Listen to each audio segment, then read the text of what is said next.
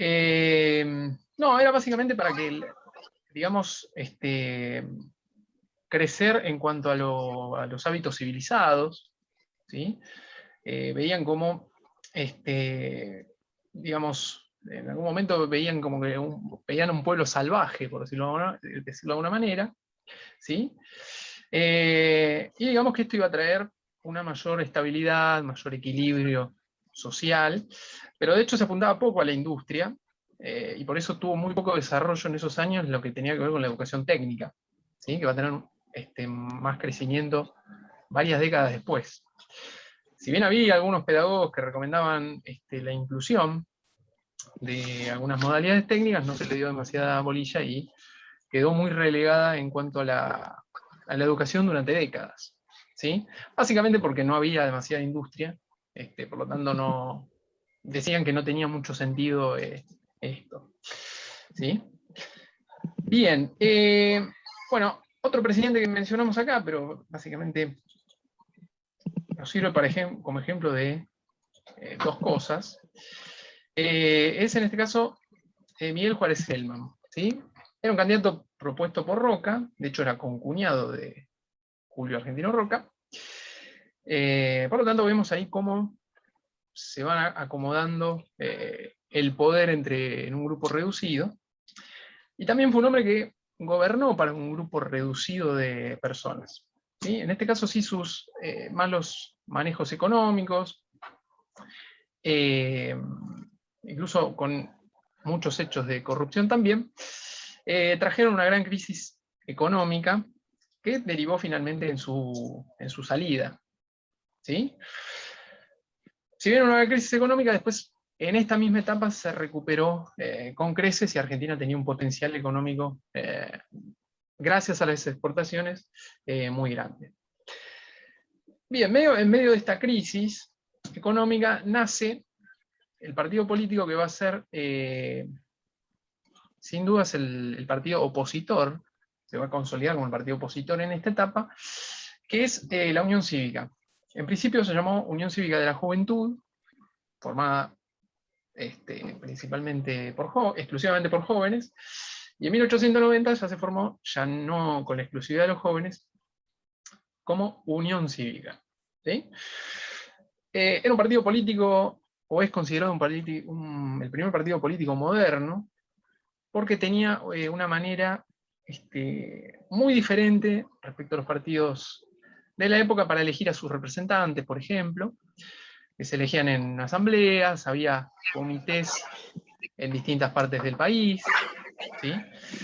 Tenían medios de comunicación, algunos folletos, por ejemplo, para difundir sus ideas, ¿sí? Y va a recibir el apoyo, como vemos acá, de distintos sectores, como pequeña burguesía, comerciantes, empleados públicos, pequeños productores agropecuarios, ¿sí?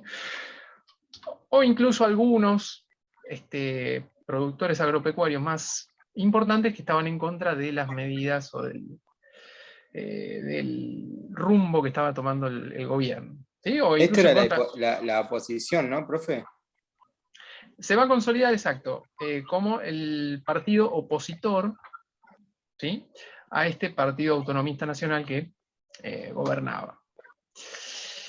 Bien, se producen algunas diferencias dentro de ese partido y se va a dividir. Primero, se va a dividir en dos, ¿sí? Cada uno encabezado por un líder. Tenemos la Unión Cívica Radical, que es el partido que más trasciende a lo largo de la historia, ¿sí?, cuyo líder principal era Leandro N. Alem, y el que va a tomar fuerza con los años es el sobrino de Leandro Alem, que se llama Hipólito Yrigoyen. Y vamos a escribir el nombre porque...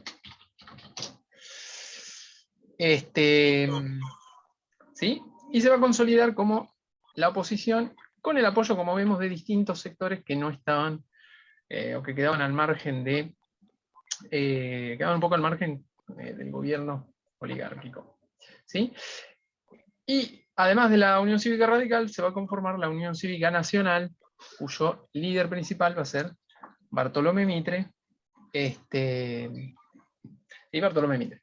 En principio estaban unidos los dos grupos, las dos Unión Cívica que se terminaron conformando, y por algunas divisiones internas terminaron separándose. Profe, Sí. ¿todo en 1891?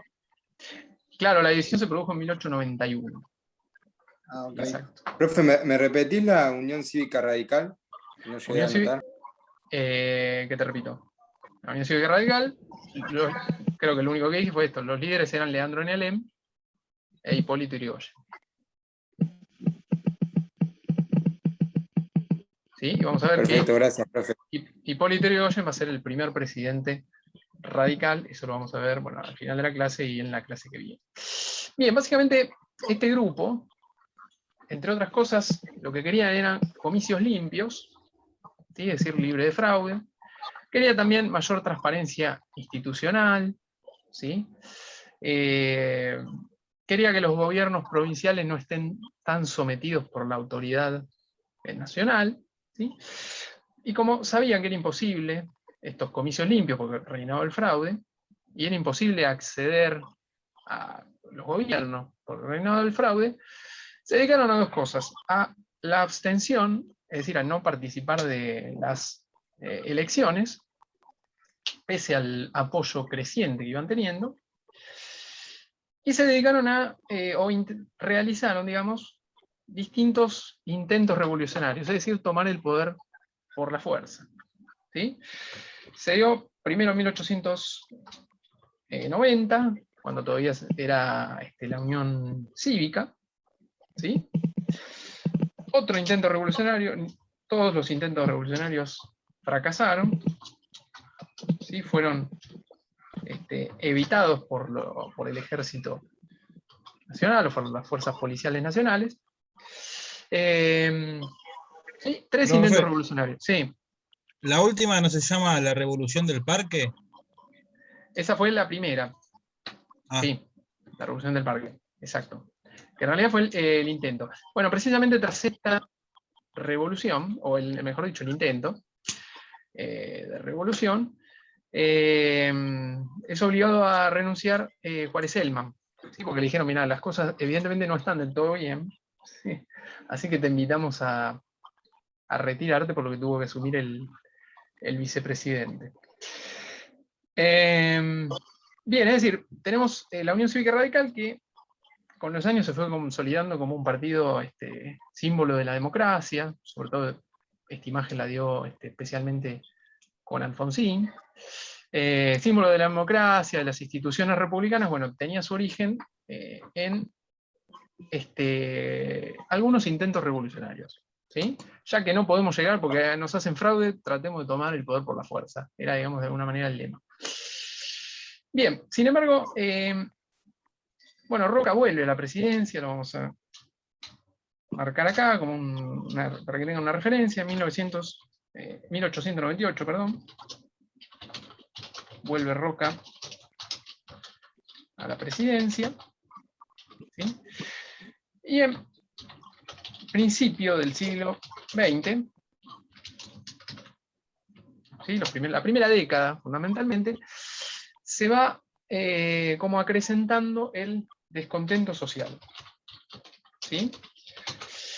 ¿Por qué? Porque el país, si bien a nivel general estaba mejor económicamente, ¿sí? Debido fundamentalmente al crecimiento de las exportaciones, este crecimiento económico no llegaba a todos los sectores sociales, es decir, había grandes beneficiados con ese crecimiento económico, fundamentalmente los grandes terratenientes, pero por otro lado reinaba el desempleo, los salarios eran bajos, ¿sí?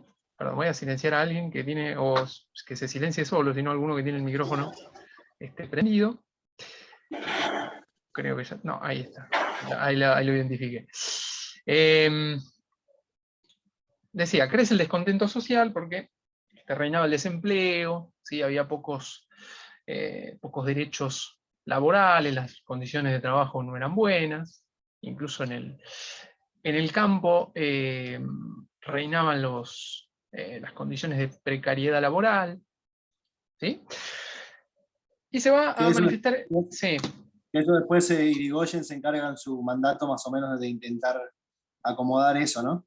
Que es lo que exacto, estoy más o bueno, menos leyendo para la sí, clase que... sí, exacto. Irigoyen, digamos, de alguna manera va a tratar de mejorar un poco la condición. Y frente a este descontento social, lo que reina, o la forma de controlarlo, apaciguarlo, es básicamente la represión, ¿sí? Incluso había una gran preocupación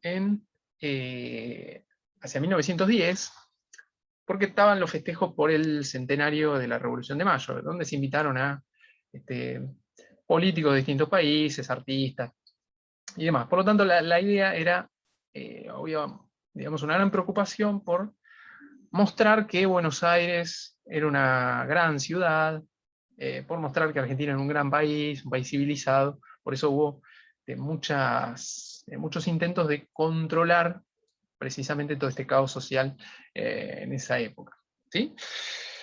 Bueno, se va a producir fundamentalmente, o se va a controlar este descontento social mediante la represión, casi sistemáticamente. Bien, paralelamente también van creciendo grupos o partidos. Va creciendo la Unión Cívica Radical como partido opositor, y van creciendo tanto el socialismo como el anarquismo, como digamos, tendencias mucho más vinculadas a los obreros, ¿sí? Bien, frente a esto, lo que surge en algunos sectores es la idea de que no se podía seguir así sin un consenso de la sociedad, ¿sí? Empieza a haber críticas incluso de sectores que antes formaron parte de esta oligarquía. Por ejemplo, Carlos Pellegrini, que había sido el vicepresidente de Breselman, empieza a criticar un poco las formas de este régimen, ¿sí? Y se empieza a pensar un poco a ver, algunos miembros de la oligarquía decían, no, esto tiene que seguir así, no importa, si hay quejas reprimimos, no hay problema, tiene que seguir todo igual, es el crecimiento del país, somos los que tenemos que conducir al país, y demás. Pero dentro de ese mismo sector empieza a haber como algunas miradas que planteaban un gobierno mucho más consensuado, ¿sí? Que no se podía gobernar ya en contra del pensamiento del pueblo, de alguna manera, ¿sí? Y en esa tendencia, lo que empieza, esa tendencia, digamos, ese último pensamiento, tiene su consecuencia en esta ley, que es la ley Sáenz Peña, que seguramente ustedes habrán escuchado o recordarán, que es una ley electoral, ¿sí? En 1912, se llama ley Sáenz Peña porque fue propuesta por el presidente Sáenz Peña, ¿sí? Él la lleva al Congreso. Exacto, sí, sí. Precisamente, el presidente, tal vez él no pensaba que, con esta ley iban a perder, o sea, según muchos historiadores, él creyó que de todas maneras podía ganar su sector, y establece la ley de voto universal, es decir, votaban todos para la época, en realidad votaban los hombres, ¿sí? Pero bueno, se llamó universal. El voto secreto, porque hasta el momento se establecía el voto cantado, y el voto obligatorio, que hasta el momento era opcional, ¿sí? Se establecían los padrones se establecían a través de las listas que tenían el ejército, ¿sí? Previo a eso había que ir a anotarse uno voluntariamente para formar parte del padrón. Y bueno, el voto no se votaba en un cuarto oscuro, ¿sí? Por lo cual todo eso, por supuesto, que favorecía el fraude electoral.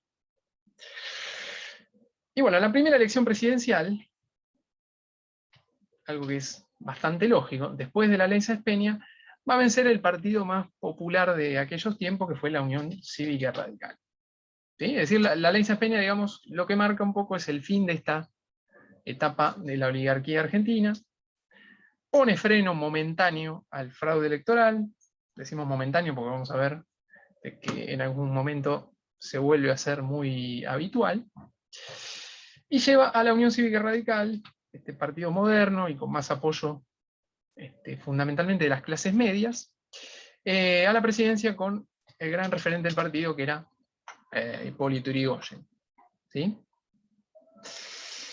Bien, ¿estamos acá con lo histórico? Como ven, atravesamos muchos años dando Sí, un sí. pantallazo más bien general. Bien, y vamos al pensamiento de la época, que tiene bastante importancia porque va a caracterizar un poco a la sociedad de aquel entonces. El pensamiento de la época tenía que ver, o estaba, digamos, centrado en una idea muy difundida en Europa, que establecía que así como en la naturaleza triunfan las especies más fuertes por sobre las más débiles, lo mismo pasa con los humanos. ¿Sí? Y así es como en la especie humana también triunfa las razas más fuertes sobre las más débiles. ¿Sí? ¿Cuáles eran consideradas las razas débiles de las que habitaban acá? Los indios, los mestizos, ¿sí? Y los de raza negra. ¿Sí? Todavía en esa época se tenía ese pensamiento de las razas. Bueno, de los que más adherían a este pensamiento estaban Sarmiento, por ejemplo, Juan Bautista Alberdi, que fue el ideólogo de la Constitución. Y pensando eso, ¿sí? Con esa mirada de la existencia de razas más fuertes, es que se da, a través de distintas leyes, un fomento de la inmigración. Es decir, se trata de atraer y traer también inmigrantes. ¿Sí? De hecho, en aquella época va a crecer notablemente la población y va a crecer muchísimo el número de inmigrantes o de personas nacidas en el extranjero en nuestro país. Con los objetivos de mejorar la raza, como habíamos dicho, poblar los territorios para trabajar la tierra. Tengamos en cuenta que había muchos territorios despoblados, sobre todo luego de la conquista del desierto, que dio muchísimos nuevos territorios, por decirlo de alguna manera, al Estado.